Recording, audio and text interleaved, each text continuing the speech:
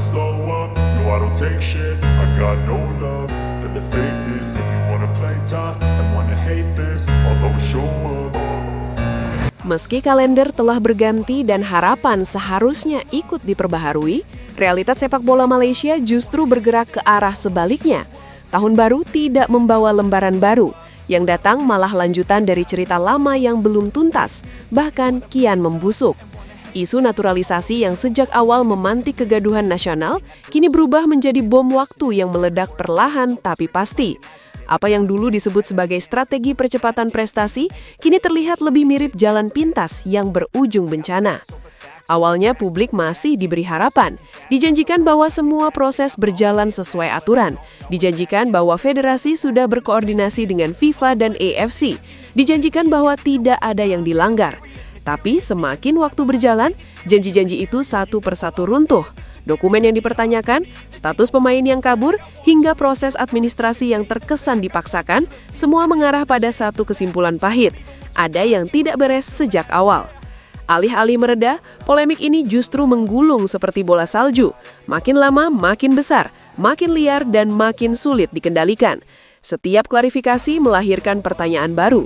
Setiap pembelaan justru membuka celah kebohongan berikutnya.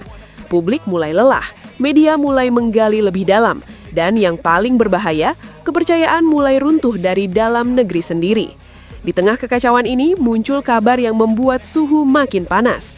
FIFA disebut mulai kehilangan kesabaran, bukan cuma soal naturalisasi, tapi soal kondisi Federasi Sepak Bola Malaysia secara keseluruhan. Tata kelola dinilai bermasalah, transparansi dipertanyakan, keputusan-keputusan lama yang dulu dianggap aman kini disorot ulang dengan kaca pembesar. Situasinya sudah melampaui tahap peringatan. FIFA tidak lagi berdiri di kejauhan sambil mengirim sunat. Mereka kini dikabarkan masuk ke fase pengamatan aktif. Dan dalam bahasa sepak bola internasional, itu bukan sinyal biasa. Itu alarm keras.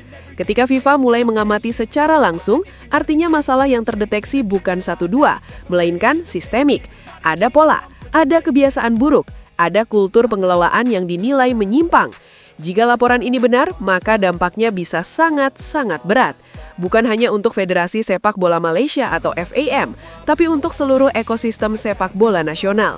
Liga, klub, pemain, ofisial, bahkan masa depan sepak bola Malaysia ikut berada di ujung tanduk. FIFA dikenal tidak ragu merobohkan fondasi lama jika dianggap rapuh dan berbahaya.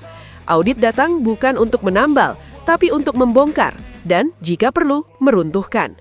Inilah titik krusial yang bisa mengubah segalanya, dan kali ini tidak ada lagi ruang untuk bersembunyi. Tidak ada lagi kambing hitam, tidak ada lagi narasi menyalahkan negara lain. Semua mata kini tertuju ke satu titik, FAM. Kejagalan federasi dalam mengelola isu naturalisasi akhirnya menjadi bara yang membakar kepercayaan publik sendiri. Harapan besar yang dulu digantungkan kini jatuh berantakan. Fans yang awalnya disuruh bersabar kini hanya bisa geleng-geleng kepala. Dari stadion ke media sosial, dari warung kopi ke ruang diskusi akademik, satu kalimat terus bergema, ini bukan salah kecil.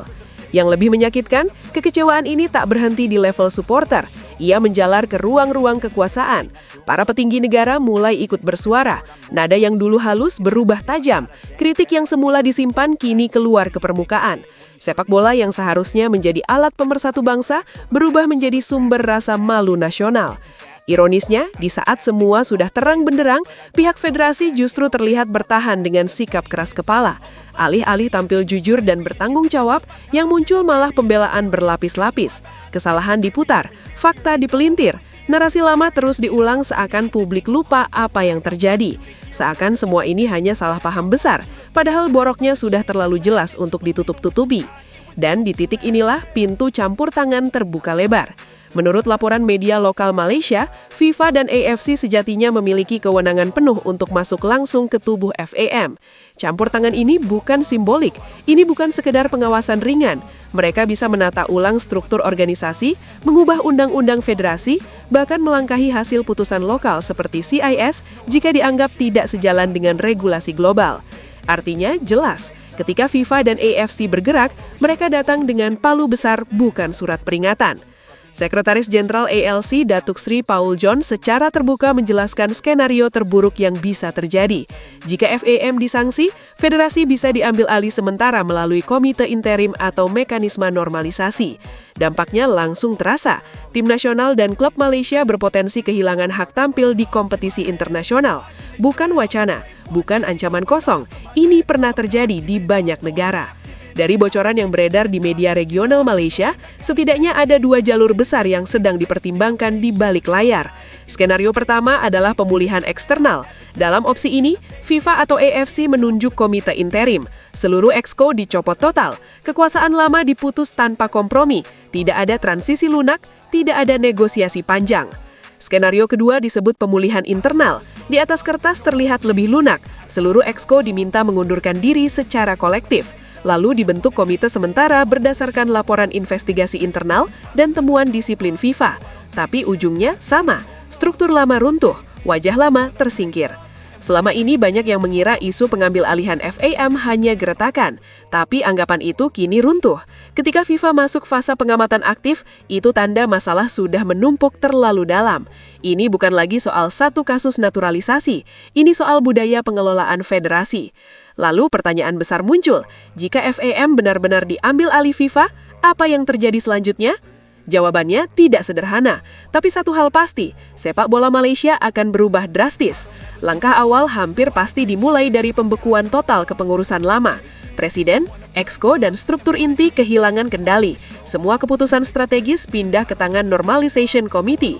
Dari liga hingga tim nasional, semuanya lewat satu pintu. Banyak yang membayangkan liga akan langsung dihentikan. Faktanya FIFA jarang melakukannya. Liga kemungkinan tetap berjalan, tapi dengan pengawasan super ketat. Dan disinilah fase paling menyakitkan dimulai. Audit menyeluruh tanpa basa-basi. Keuangan klub dibuka satu persatu. Gaji pemain, utang lama, aliran sponsor, laporan keuangan yang selama ini terlihat rapi akan dibedah ulang. Klub yang hidup dari toleransi dan kelonggaran regulasi bisa kelabakan. Lisensi klub ikut disasar. Stadion, akademi, fasilitas medis hingga struktur manajemen diperiksa detail. Klub besar seperti Johor Darta Zim pun tak otomatis aman. Nama besar tak kebal, kedekatan tidak lagi relevan. Jika ada pelanggaran, sanksi turun tanpa kompromi. Jumlah klub bisa menyusut, kasta liga dirombak, nama besar bisa tumbang. Bagaimana dengan tim nasional? Selama tidak disuspensi total, timnas masih bisa bermain, tapi seluruh program berada di bawah pengawasan super ketat. Pemanggilan pemain, pemilihan pelatih, agenda uji coba, semua harus sesuai arahan FIFA. Isu naturalisasi yang selama ini jadi api utama ikut disikat habis. Dokumen dicek ulang, status pemain diverifikasi ulang, jika ditemukan pelanggaran efeknya panjang. Status pemain dicabut, hasil pertandingan bisa ditinjau ulang. Sanksi lanjutan bukan mustahil. Masuk ke fase berikutnya, 1 hingga 3 tahun setelah pengambil alihan, Malaysia dipaksa masuk masa reformasi total. Statuta federasi wajib diubah, sistem pemilu diperbaiki, transparansi jadi kewajiban bukan slogan. Di fase ini, Liga Malaysia mungkin terlihat lebih sunyi, lebih hemat, lebih sederhana, tapi justru lebih sehat. Klub tak lagi jor-joran tanpa dasar, gaji mungkin lebih kecil tapi dibayar tepat waktu, kilau mungkin redup tapi stabilitas mulai tumbuh. Dalam jangka panjang ada 2 arah besar. Pertama, Malaysia bangkit dengan fondasi sehat, liga stabil, pembinaan berjalan, tim nasional kembali bersaing dengan cara yang jujur. Kedua, perubahan berhenti di permukaan, orang lama kembali lewat jalur belakang, budaya lama terulang. Jika ini terjadi, Malaysia akan tertinggal jauh dari negara ASEAN lain. Di sisi lain muncul cerita sensitif.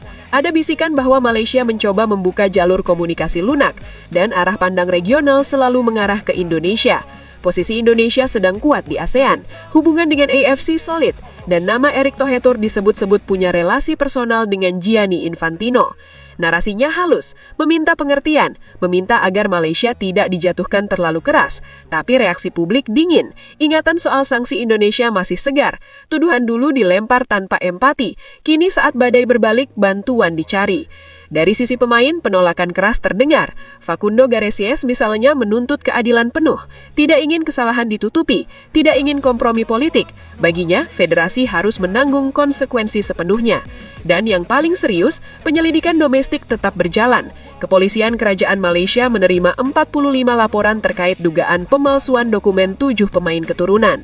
Angka ini bukan kecil, ini sinyal masalah jauh lebih dalam daripada sekedar salah administrasi.